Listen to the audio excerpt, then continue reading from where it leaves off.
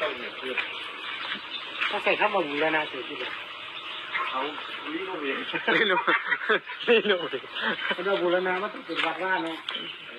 บูรณะอันเดียวกันเลย ปาดวันนี้สุดพิเศษเลยปาดสุดพิเศษเลย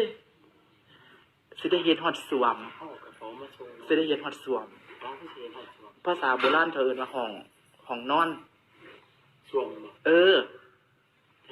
เอาเธอบ่ได้เบิ่งหนังอันนั้นติ มาเบิ่งสวมได้ เขาเอิ้นว่าสวมได้เนาะนี่แหละไอ้น่ะอยู่ธรรมดาของร้อนผู้เดียวเนาะอย่างนั้นอย่างนอนละดีเรากับมาอยู่ ว่ากับว่านอนนี่ตินอนเตียงหมูนี่ได้ยัง แต่นอนนี่นั่น นอนฟังไหนกันนะ นอนฟังคุณ นอนฟังคุณ เพิ่นสินอนท่าได้เนาะ โอ้ อยากไก่ก็ตีนอนทานเลย อันนี้คือว่าไอ้กับลี่ต้องเรียนอยู่หรอไอ้กับอยู่ทำไอ้กับอุ่นคือเงี้ยเฮาเนาะ เอาอุ่นใช่ไหมเขาก็ไม่อุ่น เงี้ยเฮามันก็คือมันเป็นหมองที่แบบโอ้อุ่นที่สุดแล้วบ่ของเฮานี่คือของเป็นหมองที่แบบเซฟโซนที่สุดเลย เซฟโซน เอาอ้ายนี่อุ่น อุ่น